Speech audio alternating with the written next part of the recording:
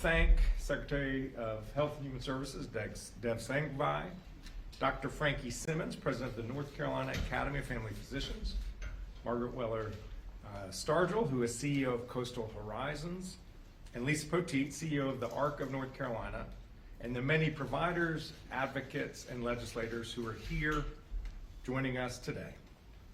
Medicaid is a lifeline for the more than 3 million North Carolinians across the state.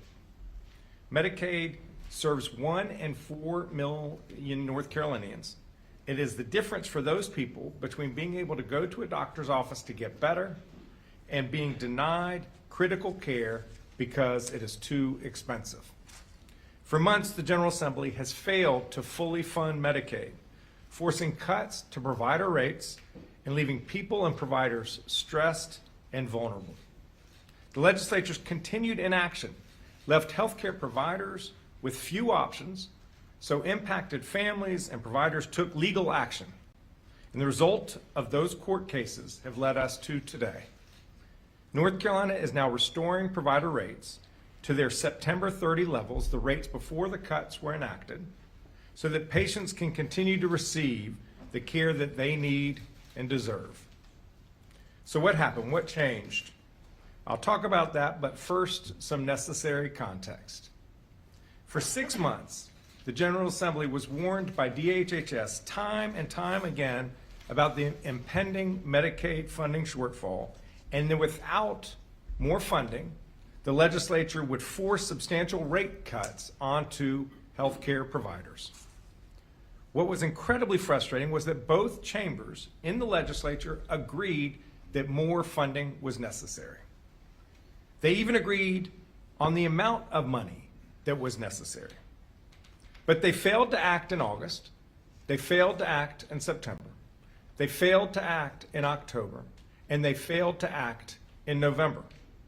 Instead of providing the funding that both chambers knew was necessary, they allowed unrelated budget disputes to get in the way of doing their jobs.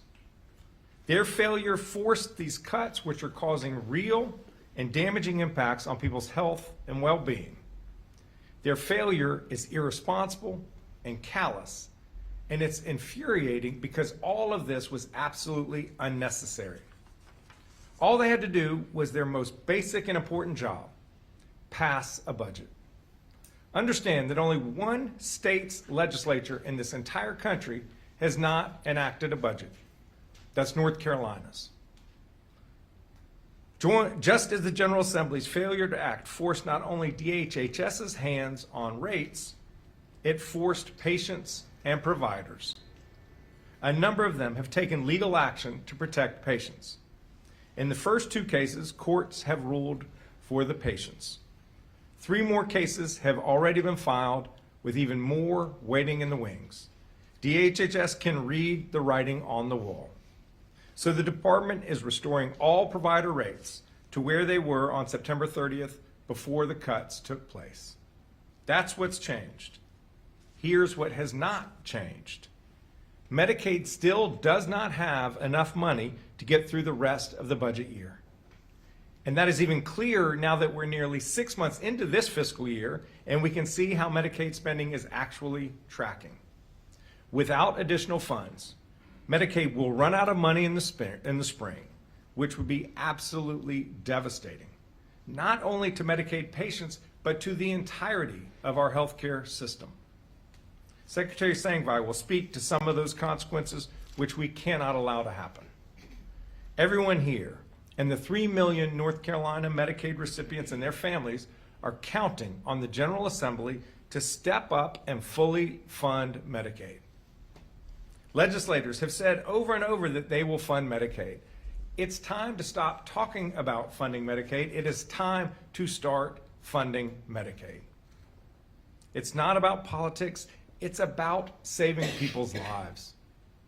I urge the General Assembly, come back to Raleigh and do your job.